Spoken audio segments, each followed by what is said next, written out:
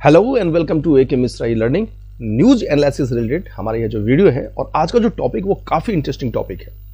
Topic क्या है उसका आप एसेंस लीजिए न्यूज़पेपर के इन दो क्लिप से। देखिए क्या है यहाँ पर, should the wealth tax be reinstated in India, और सेकंड है कि India's wealth tax debate, should super rich be made to pay more. तो अब आप समझ गए होंगे कि ये जो हमारा वीडियो है वो मेनली है किस पर बेस्ड, वो है वेल्थ टैक्स पर। और वेल्थ टैक्स पर इसलिए है क्योंकि ये बात यहां पर ये हो रही है कि क्यों ना फिर से जो वेल्थ टैक्स है उसको लाया जाए। वेल्थ की बात करते हैं यहां पर, तो यहां पर ये देखा गया है चाहे वो ग्लोबली लेवल पर हो या इंडिया के लेवल पर हो, तो वेल्थ इनइक्वालिटी वो काफी बढ़ती चली जा रही है। एग्जाम्पल देखिए यहां पर क्या है, एग्जाम्पल यहां पर यह है कि अगर हम किसी भी नेशन के वेल्थ को देखें तो यहां पर क्या देखा जा रहा है कि नेशन का जो वेल्थ है उसका 40% जो वेल्थ है नेशन का वो किसके पास है, तो वो है उनका जो पॉपुलेशन है उस पॉपुलेशन के 1% के बाद, तो इसके पास है 1% के पास। तो अब यहां पर क्या निकल कर बात आ रही है कि बाकी के जो 99% है उनके पास कितना बचा है, वो बचा है 60%। तो इसलिए जो वेल्थ है, वेल्थ टैक्स है, उस पर बात हो रही है। अब देखिए कि जहां हम ये देख रहे हैं कि 99% के पास कितना वेल्थ है 60% और 1% के पास कितना वेल्थ है 40%, तो पॉवर्टी जो है वो क्या हो रहा है, वह बढ़ता चला जा रहा है। और पॉवर्टी को कम करने के लिए या जो पॉपुलेशन गरीब है तो उसको एक बेसिक जो एमिनिटीज होती है, बेसिक फैसिलिटीज होती है, उसको कौन देगी, उसको गवर्नमेंट देगी। तो गवर्नमेंट पर वेलफेयर प्रोग्राम्स का एक बर्डन बढ़ता है। तो इसीलिए यहां पर बात हो रही है कि क्यों ना जो वेल्थ है जिनके पास, इस 1% पॉपुलेशन के पास, तो उनके ऊपर क्यों ना वेल्थ टैक्स को इंपोज किया जाए। तो अब यहां पर बात होती है क्या कि ये जो वेल्थ टैक्स है जिसकी हम बात कर रहे हैं आखिर वो होता क्या है। तो देखिए क्या है कि ये लेवी किया जाता है, मतलब इस टैक्स को इंपोज किया जाता है, लेवी किया जाता है जो इंडिविजुअल्स होते हैं उनके नेट वेल्थ पर। इसको याद रखना है, किस पर, नेट वेल्थ पे। और ये नेट वेल्थ क्या होता है, तो नेट वेल्थ जो होता है वो होता है कि जो इंडिविजुअल्स हैं उनका जो अपना रियल एस्टेट है, गोल्ड है, इन्वेस्टमेंट है, उनके पास जो लग्जरी आइटम्स है, मतलब उन्होंने जो कमाई की, उन्होंने जो पैसे कमाए, वो पैसे वो और भी सारी चीज़ों में खर्च करेंगे या उसको कन्वर्ट करेंगे, जैसे रियल एस्टेट में कन्वर्ट किया, गोल्ड में कन्वर्ट किया, इन्वेस्टमेंट में उन्होंने किया, उनके पास लग्जरी आइटम्स हैं। तो वो जो टोटल है और उसमें से क्या करना है, उसमें माइनस करना लायबिलिटी, मतलब उनके ऊपर जो भी लायबिलिटीज है, जो भी डेट है, जो भी उनके ऊपर कर्ज है, तो वो जो निकलेगा वो क्या होगा, नेट वेल्थ। उसी पर जो टैक्स लगाया जाता है वो कहलाता है वेल्थ टैक्स। और इसका सीधा सा मतलब यहां पर ये होता है कि जिसके पास ज्यादा पैसा है उनसे पैसे लेकर उसको रीडिस्ट्रीब्यूट कर देना है, किसके थ्रू, तो उसको वेलफेयर प्रोग्राम्स के थ्रू जो गरीब लोग हैं उनके बीच में उसको रीडिस्ट्रीब्यूट करना है। अब इसी में एक है फ्रेंच इकोनॉमिस्ट प्रोफेसर हैं थॉमस पिकेटी। तो थॉमस पिकेटी ने इंडिया के टर्म्स में उन्होंने एक प्रपोजल दिया है, प्रपोजल उन्होंने ये दिया कि 2% tax on net wealth exceeding 10 crore rupees and 33% inheritance tax for states. मतलब उनका ये कहना है कि जिसका 10 करोड़ रुपए से ज्यादा का नेट वेल्थ है उस पर 2% टैक्स आप लगा दीजिए, और जो इनहेरेंट टैक्स है स्टेट का उसको आप 33% लगाइए ओवर 10 करोड़ इन इंडिया। मतलब स्टेट की वैल्यू कितना रखी उन्होंने, 10 करोड़ रुपीज रखी है उन्होंने, तो उस पर आप टैक्स लगा दीजिए। तो अब देखिए इसमें क्या है, इनहेरेंट टैक्स। इनहेरेंट टैक्स क्या होता है उसको समझिए। इनहेरेंट टैक्स यहां पर ये होता है कि अगर कोई व्यक्ति जिसकी मृत्यु हो जाती है और उसकी जो अपनी संपत्ति है, उसका जो अपना स्टेट है, तो वो किसको जाएगा, तो वो उसके नाम पर जाएगा जिसके नाम पर विल होगा। तो अब क्या है कि जो स्टेट उसको ट्रांसफर होगा तो उस स्टेट की अपनी वैल्यू होगी और उस वैल्यू पर जो टैक्स लगेगा वो क्या कहलाएगा, वो कहलाएगा इनहेरिटेंस टैक्स। तो ये दोनों चीज समझें क्योंकि दोनों अलग अलग चीजें होती है, वेल्थ टैक्स अलग है और इनहेरिटेंस अलग है। अगर हम हिस्टोरिकल बैकग्राउंड देखते हैं इस वेल्थ टैक्स की, तो देखिए इसमें फर्स्ट है कि आप ये जानिए कि ये एक नया कॉन्सेप्ट नहीं है। वो इसलिए नहीं है क्योंकि स्विट्जरलैंड में इसको इंट्रोड्यूस कराया गया था इन 1840, नीदरलैंड में इसको इंट्रोड्यूस कराया गया इन 1892 एंड स्वीडन में इसको इंक्लूड किया गया या इसको इंट्रोड्यूस कराया गया कब, इन 1911 में। रही बात इंडिया की, तो इंडिया में इसको इंट्रोड्यूस किया गया इन 1957 में किसके द्वारा? तो टी कृष्णमाचारी के द्वारा। और आगे ये कब तक चला? तो आगे 14 तक चला, क्योंकि इट वाज एबॉलिश्ड इन 2015। अब ये एबॉलिश क्यों किया गया उसको देखिए। वो इसलिए एबॉलिश किया गया कि वेल्थ टैक्स के थ्रू जो रेवेन्यू कलेक्ट होता था उसको अगर हम कंपेयर करें, उस रेवेन्यू को कलेक्ट करने में जो एडमिनिस्ट्रेटिव कॉस्ट होता था, तो कलेक्शन कम था और एडमिनिस्ट्रेटिव जो कॉस्ट था, मतलब एडमिनिस्ट्रेटिव कॉस्ट जो था वह क्या था? वह ज्यादा था। इसीलिए गवर्नमेंट ने ये डिसीजन लिया कि हम इसे क्या कर रहे हैं? इसको एबॉलिश कर रहे हैं। वही ग्लोबल लेवल पर अगर आप देखें तो जैसे ओईसीडी है। अब ओईसीडी का फुल फॉर्म देखिए क्या है। ओईसीडी का फुल फॉर्म है कि organisation for economic cooperation and development, यह ओईसीडी। और इसमें टोटल 38 मेंबर्स हैं। 1961 में इसे सेटअप इसका है, 19 में स्टैब्लिश किया गया था 1961 में। और अगर इसका हम एम देखें तो एम है to stimulate economic progress and world trade. तो अब यह देखा गया ग्लोबली कि the number of OECD countries जो वेल्थ टैक्स लगा रही थी वो देखिए 1990 में कितना था? 12 था। 2017 में गिरकर कितना हो गया? 4।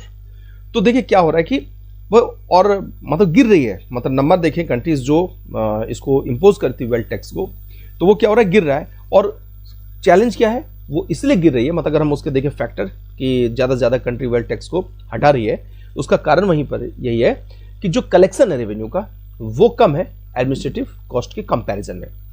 अब है कि क्यों वेल्थ टैक्स को इंपोज किया जाए, क्यों उसे री इंट्रोड्यूस किया जाए।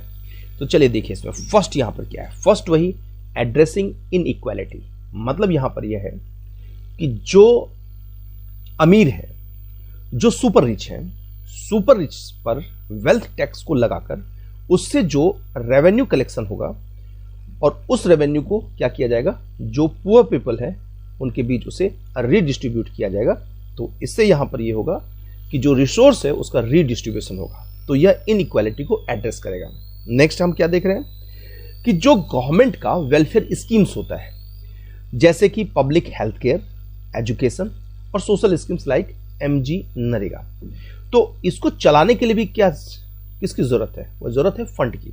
तो फंड कहां से आएगा? वेल्थ टैक्स के थ्रू आएगा। नेक्स्ट देखिए इसके फेवर में जो आर्गुमेंट दिया जाता है वह क्या? वह है प्रोग्रेसिव टैक्स सिस्टम। मतलब यहां पर है कि जिसके पास जितना ज्यादा उसके पास उसकी इनकम है उस पर उतना ही ज्यादा टैक्स लगाया जाए, उसको बोलते हैं प्रोग्रेसिव टैक्स सिस्टम। जो सुपर रिच है, सुपर रिच पर ज्यादा टैक्स लगाया जाता है अगर हम उसे कंपेयर करते हैं उनको जिनकी की लो इनकम है। तो प्रोग्रेसिव टैक्स सिस्टम हो गया ये। तो इसमें यहां पर है कि जो अल्ट्रा रिच है, जो सुपर रिच है, उनको टारगेट किया जाए। तो इसमें यहां पर यह होगा कि जो टैक्स का बर्डन है वो इंश्योर किया जाए इक्विटेबल रहे। Next moral and social responsibility, बहुत बड़ी बात है ये। यहां पर ये कहना चाह रहे हैं कि जो सुपर रिच हैं, जो अल्ट्रा रिच हैं, चूंकि वो इसी सोसाइटी से अर्न कर रहे हैं, तो कहीं ना कहीं उनकी अपनी एक सोशल रिस्पॉन्सिबिलिटी है, एक मॉरल रिस्पॉन्सिबिलिटी है कि जिस सोसाइटी में वो रह रहे हैं उसका वो डेवलपमेंट करें, उसको आगे बढ़ाएं, उसमें अपना वो कंट्रीब्यूशन दें। अब नेक्स्ट यहां पर यह है कि ये तो हमने देख लिया कि फेवर में क्या आर्गुमेंट है, लेकिन वेल्थ टैक्स के अगेंस्ट में क्या आर्गुमेंट है उसको देखिए। उसमें फर्स्ट है एडमिनिस्ट्रेटिव चैलेंजेस, जो कि हम ऑलरेडी देख चुके हैं। अब यहां पर यह है कि जो रेवेन्यू कलेक्ट किया जाता है उसके कंपैरिजन में अगर हम कॉस्ट को देखें, कलेक्शन कॉस्ट, वो क्या होता है? वह ज्यादा होता है। फर्स्ट। सेकंड यहां पर यह है कि नॉन लिक्विड एसेट्स जैसे कि रियल एस्टेट की बात हो गई, गोल्ड की बात हो गई, तो इसका वैल्यू कितना होगा, उसका वैल्यूएशन कितना होगा, ये काफी कॉम्प्लेक्स मामला है। तो इसलिए ये इसमें क्या है? वेल्थ टैक्स में एक एडमिनिस्ट्रेटिव चैलेंज है। और इसमें अगर आप डेटा की बात कीजिए तो डेटा ऑलरेडी आपके पास है कि इन 2013-14 इंडिया के कॉन्टेक्स्ट में बात हो रही है, तो इंडिया का जो वेल्थ टैक्स का कंट्रीब्यूशन था वो अगर नंबर में देखें वह कितना था? 1008 करोड़ रुपीस, जो टोटल टैक्स रेवेन्यू का कितना था? 0.1%, वो भी लेस देन 0.1%। तो ये हमने देखा अभी कि आर्गुमेंट्स अगेंस्ट वेल्थ टैक्स में। नेक्स्ट देखिए इसके अंडर में क्या पॉइंट है? Tax evasion. टैक्स इवेजन का सीधा सा मामला यहां पर है कि जो वेल्दी है, जो सुपर रिच है, अगर आप उस पर वेल्थ टैक्स को इंपोज करते हैं तो फिर वो कोई ना कोई रास्ता खोजेंगे कि जो उनके पास वेल्थ है उस वेल्थ को या उससे रिलेटेड वो कोई रिपोर्ट पब्लिक ना करें, या जो रिपोर्ट दें उसमें जितना है उनके पास उससे वो कम दें या उससे छुपाएं। इससे क्या होगा? इससे टैक्स इवेजन बढ़ेगा। नेक्स्ट, कैपिटल फ्लाइट का मतलब यहां पर यह है कि हाई नेट वर्थ इंडिविजुअल्स वो क्या करेंगे? वो रिलोकेट हो जाएंगे, वो इंडिया छोड़ देंगे, वो किसी टैक्स फ्रेंडली कंट्रीज में चले जाएंगे, जैसा कि नॉर्वे में देखा गया, जो हम आगे देखेंगे। इससे क्या होगा? इससे यहां पर यह होगा कि ऐसे अगर हाई नेट वर्थ इंडिविजुअल देश छोड़कर चले जाते हैं तो डोमेस्टिक इन्वेस्टमेंट वो क्या होगा? वह कम होगा। नेक्स्ट देखिए, इंपैक्ट ऑन वेल्थ क्रिएशन। अब इसका मतलब यहां पर यह है कि जो एंटरप्रेन्योर हैं, जो इन्वेस्ट करते हैं मार्केट में, अब उनको यह लगेगा कि जो भी मैं इन्वेस्ट करूंगा मुझे प्रॉफिट होगा, मैं मेहनत करूंगा, मैं जो भी वेल्थ को क्रिएट करूंगा उस पर गवर्नमेंट क्या करेगी? टैक्स इंपोज कर देगी। तो फिर एक जो इन्वायरमेंट होता है एंटरप्रेन्योरशिप का वो काफी कम हो जाएगा, और इंडिया का जो इकोनॉमी जो ग्रो कर रहा है उसके लिए ये डिसीजन काफी क्रिटिकल रहेगा अगर वेल्थ टैक्स को इंपोज किया जाता है। वही अगर हम ग्लोबल एग्जांपल को देखें तो ग्लोबल एग्जांपल में देखिए फर्स्ट क्या है? फर्स्ट है नॉर्वे। नॉर्वे ने क्या देखा? जैसा कि अभी हमने देखा कि जब उसने वेल्थ टैक्स को बढ़ाया तो नॉर्वे ने इस बात को एक्सपीरियंस किया कि वहां से जो मिलियनर्स हैं वो बाहर चले गए, तो नॉर्वे का हुआ। फ्रांस देखिए, अभी थॉमस पिकेटी लगा रहे थे कि इंडिया पे लगाना है वेल्थ टैक्स को और इनहेरेंट टैक्स को। यहां देखिए क्या हुआ कि इन 2018 में वेल्थ टैक्स को क्या कर दिया गया? हटा दिया गया। क्यों? Due to its negative impact on economic growth, and जो वेल्थ टैक्स था उसको रिप्लेस कर दिया किसके साथ? With a property tax. अब प्रॉपर्टी टैक्स और वेल्थ टैक्स में डिफरेंस होता है। डिफरेंस यहां पर यह होता है कि प्रॉपर्टी टैक्स को आप जनरली इसे हम हाउस टैक्स भी कहते हैं, एक तो ये, और इस टैक्स को इंपोज करती है कौन? म्युनिसिपल बॉडीज करती है, मतलब जो लोकल गवर्नमेंट है वो इसको इंपोज करती है, और उससे जो रेवेन्यू जो अर्न होता है वो उसी के पास जाता है ताकि लोकल लेवल पे जो डेवलपमेंट है उसको किया जा सके। नेक्स्ट देखिए, स्विट्जरलैंड की बात करते हैं। स्विट्जरलैंड में क्या है वो देखिए, वो कंटिन्यू है, मतलब continues to levy wealth tax. लेकिन इसमें क्या वो देखिए, but benefits from high transparency first, second efficient administration, और third and stable economic environment. ये तीन चीजें हैं जिसके कारण वहां पर जो वेल्थ टैक्स है वो कंटिन्यू है। और फोर्थ, अगर हम यूनाइटेड स्टेट्स की बात करें तो कई बार बात हुई वहां पर कि वेल्थ टैक्स को इंपोज किया जाए, वेल्थ टैक्स को लाया जाए, लेकिन यहां पर क्या है कि फोकस अभी तक किस पर है? वह है कैपिटल गेन पर। तो मतलब जो भी कैपिटल को बेचने से जो भी प्रॉफिट होता है उस पर टैक्स लगाने की बात वहां पर होती है, और दूसरा है कि जो अल्ट्रा रिच है उन पर इनकम टैक्स लगाकर। अब इन सब को हमने देखा, हमने वेल्थ टैक्स के फेवर में क्या होना चाहिए, उसके मतलब क्यों होना चाहिए वो भी हमने पॉइंट्स देखा, अगेंस्ट में भी हमने पॉइंट्स देखे। वे फॉरवर्ड में अगर हम देखते हैं तो देखिए यहां पर जो सजेशंस है वो है कि वेल्थ टैक्स के ऑल्टरनेटिव को देखा जाए। मतलब यहां पर है कि कैपिटल गेन्स, मतलब reform capital gains, property taxes and inheritance taxes for better targeting and administration. तो वेल्थ टैक्स के ये क्या हो सकते हैं? ये हो सकते हैं ऑल्टरनेटिव। और increase income tax rates for the ultra rich to make the system more progressive, मतलब अल्ट्रा रिच पर ज्यादा टैक्स लगाइए। नेक्स्ट देखिए, इंप्रूव्ड कंप्लायंस मैकेनिज्म। इसका मतलब यहां पर है कि जो टेक्नोलॉजी है उसका यूज किया जाए, जो डेटा एनालिटिक्स है उसको यूज किया जाए, ताकि जो टैक्स इवेजन होता है जो कि अभी हमने देखा वो उसको कर्ब किया जा सके और ट्रैक किया जा सके हाई वैल्यू ट्रांजैक्शंस को। तो जो हाई वैल्यू ट्रांजैक्शंस होते हैं उसको भी ट्रैक किया जा सके। तो कुल मिलाकर यहां पर क्या है कि टेक्नोलॉजी और डेटा जो एनालिटिक्स है उसको यूज करके कंप्लायंस मैकेनिज्म को इंप्रूव करना। फिर नेक्स्ट यहां पर है कि focus on expanding the tax base. तो ज्यादा से ज्यादा लोगों को टैक्स के रेट में लाना। तो टैक्स का जो रेट है उसमें ज्यादा से ज्यादा अगर पॉपुलेशन को लेकर आते हैं, ज्यादा से ज्यादा इंडिविजुअल को लेकर आते हैं, तो इससे भी एक तरीके से क्या होगा कि रीडिस्ट्रीब्यूशन का वेल्थ, जो रीडिस्ट्रीब्यूशन है वेल्थ का, वो सही ढंग से काम हो पाएगा, मतलब वेल्थ का रीडिस्ट्रीब्यूशन हो पाएगा यहां पर। फिर यहां पर है कि transparent use of tax revenue. अब transparent use of tax revenue का है कि गवर्नमेंट जो भी टैक्स कलेक्ट करती है तो उसको ट्रांसपेरेंट वे में उसको लोगों को दिखना चाहिए कि वो खर्च हो रहे हैं। तो मतलब है कि जो हेल्थ केयर है, एजुकेशन है, इंफ्रास्ट्रक्चर है किसी भी कंट्री का, तो उसके कंडीशन में इंप्रूवमेंट होना चाहिए और एक बेटर फैसिलिटी जो कॉमन लोग हैं, जो पुअर पीपल हैं, उनको मिलना चाहिए। फिर एक ग्लोबल कोऑर्डिनेशन। ग्लोबल कोऑर्डिनेशन में यहां पर ये बात कही जा रही है कि जो कंट्रीज हैं तो उनको क्या करना चाहिए कि उनको काम करना चाहिए टुवर्ड्स इंटरनेशनल एग्रीमेंट्स। किस चीज के लिए? First, to minimise capital flight, मतलब एक कंट्री से दूसरे कंट्री की तरफ जो कैपिटल का जो फ्लो होता है उसको कम किया जा सके, and tax arbitrage by the wealthy. अब टैक्स आर्बिट्रेज क्या होता है उसको देखिए। अब यहां पर अगर हम देखें तो टैक्स आर्बिट्रेज को एग्जांपल के रूप में देखिए। जैसे मान लें कि हम 2 इंडिविजुअल्स की बात करते हैं, एक ए और एक बी, और इन दोनों की जो अर्निंग है वह है 1 लाख रुपीस मंथली।